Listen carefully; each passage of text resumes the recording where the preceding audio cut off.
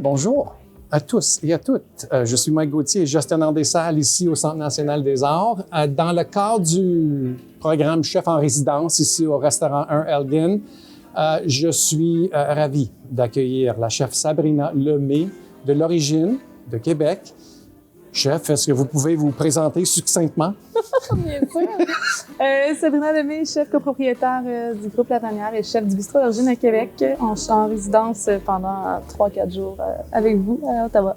OK, donc quelle sorte de vie de chef avez-vous? Est-ce que vous êtes devant les fourneaux à tous les soirs ou est-ce que vous êtes du genre chef de cuisine là, qui supervise le tout? Non, je suis devant les fourneaux. Un peu moins depuis que je suis enceinte, je n'ai plus le droit. Je me retire peu à peu, mais je reste quand même en cuisine. Merci. Je suis quelqu'un qui a toujours été toujours derrière le fourneau. Pour moi, c'est vraiment important du matin jusqu'au soir, être un chef plus papier, comme on appelle. Toujours en cuisine, toujours les mains à la pâte, comme on peut dire, avec l'équipe. Je trouve que c'est ce qui fait vivre un peu l'âme de notre restaurant. OK, justement, là, en vous écoutant parler, là, j'ai quand même envie de vous poser une question cliché.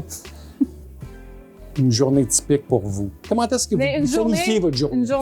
Une journée dans ma peau, disons, de tous les jours. Je vais arriver vers 9h30 au restaurant. OK. Pour avoir mon petit moment seul. Je suis quelqu'un qui aime quand même avoir une petite demi-heure, peut-être reposer, prendre mon café. Je fais un peu de paperasse. Je prends toujours un temps avec moi-même, planifier ma journée.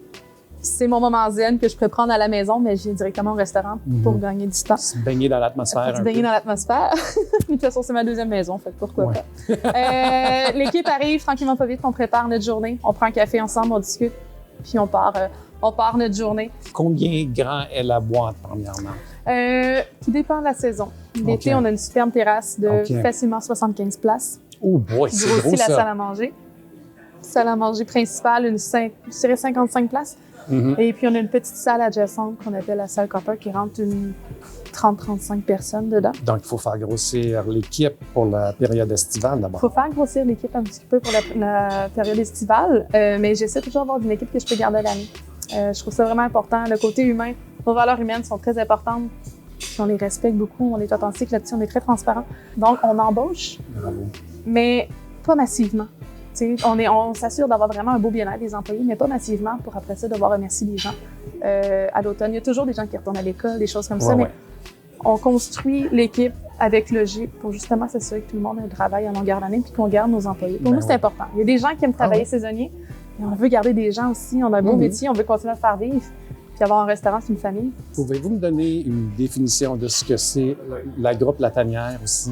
Le groupe La Tanière, c'est une grande famille, c'est un rassemblement de passionnés qui veulent toujours pousser plus loin. Tout le monde pousse dans le même sens. On est tous des gens qui ont soif d'apprendre, qui ont soif de défis, parce qu'on a quand même 2 restaurants à même la même bâtisse et un autre restaurant qui est des gens qui est un peu plus à l'écart. Toujours dans le vieux, par exemple. Hein, toujours dans le vieux, ils sont vraiment à la limite. Nous, on est vraiment dans le petit Champlain. Eux sont juste à la limite. On a La Tanière en dessus de nous. Nous, l'Origine au premier plancher. Donc, on se retrouve à travailler vraiment tout le monde ensemble d'une certaine façon, chacun dans ses cuisines, mais tout le monde se croise, on partage des arts communs et tout. C'est sûr que La Tanière, on est vraiment sur du grand gastronomique. Nous, on est sur un côté plus bistrot, mais plus maraîcher, plus végétal.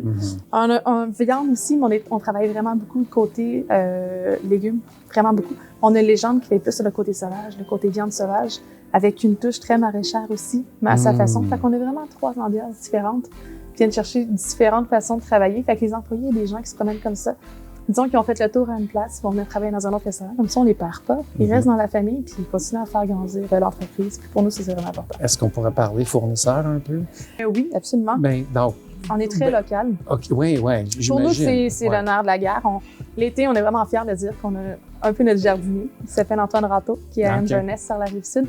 Il nous livre à chaque été 2 fois par été. L'hiver, on s'assoit ensemble, on choisit nos semences. Maintenant, il faut affaire avec beaucoup de restaurants dans les villes de Québec, c'est génial, mais nous, en priorité, fait qu'on est capable de garder vraiment beaucoup de ces légumes à l'année. Le rêve serait de l'avoir à l'année complètement, à long terme. Ou sinon, on travaille beaucoup avec les producteurs de l'île Laurier qui sont à côté. Nos producteurs de viande et tout, c'est toujours des petites choses locaux, des petits élevages, comme une cuisine locale. Puis on est un genre de restaurant où on demande aux clients de nous faire confiance pour avoir un menu dégustation qu'on essaie de garder à l'aveugle. C'est sûr qu'il y a des gens qui sont curieux, qui veulent savoir ce qu'ils vont manger et tout. Mais les vrais épicuriens, ils viennent se lancer à l'aveugle, accord de vin, le repas, puis ils partent dans l'aventure. Puis après ça, les serveurs les prennent en charge, puis leur expliquent toute notre univers un peu et pourquoi pas. Mais c'est pour ça qu'on va au restaurant, c'est se faire émerveiller. Ce sont vous les experts, justement. Mais oui, sinon on reste à la maison. Exactement, exactement. Mais c'est ça. Il y en a pour tous les gens, pour tous les goûts, puis on accepte qu'importe son côté, que tu connaisses autant la restauration ou pas du tout. Tout le monde va venir vivre une expérience. Puis aussi toujours à cerner notre client comme il faut pour lui faire vivre vraiment l'expérience de rêve. Puis, pandémie oblige, comment est-ce que vous avez ajusté le tir? Ouais. On était habitué de faire du gastronomique, du haut de gamme. On a tourné notre offre en boîte repas, 3 soirées d'exception. Okay. Donc, on prenait en charge le client pour une fin de semaine, vendredi, samedi, dimanche. Repas 3 services pour 2. Avec menu personnalisé. À chaque semaine, le menu était fait, écrit, décrit comme un menu de restaurant, avec toute la description de chaque plat, comment le réchauffer, comment le préparer. On prenait des photos des plats terminés pour que les gens le fassent comme s'ils mangeaient à la maison, mais ils devenaient le chef. On a eu un succès monstre. On a fait partie des premiers de la Ville de Québec à le faire. On n'a pas pris de journée de congé pour... Est-ce que les 3 restos l'ont fait? On a participé tout le monde ensemble. Okay.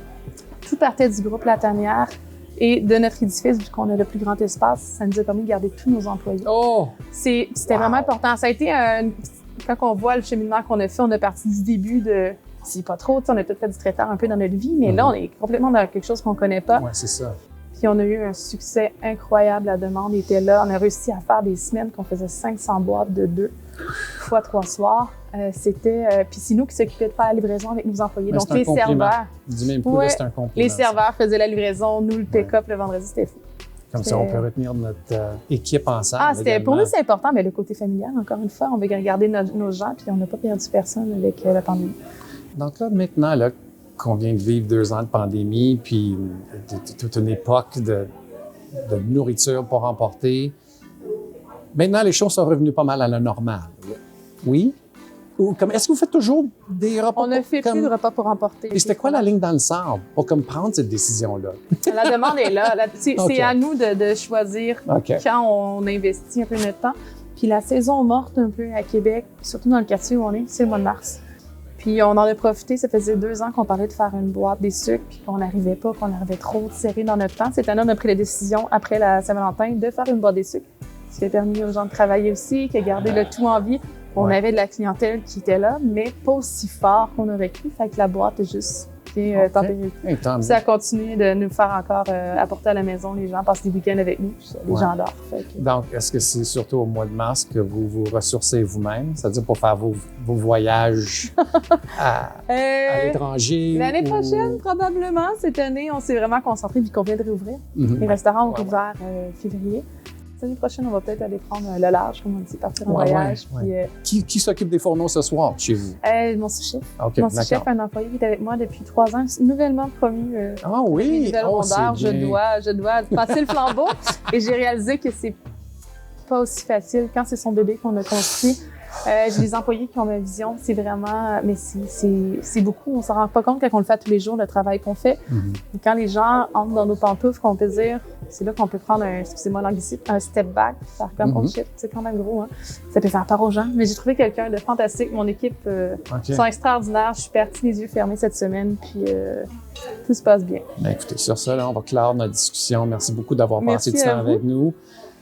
À la prochaine. Merci.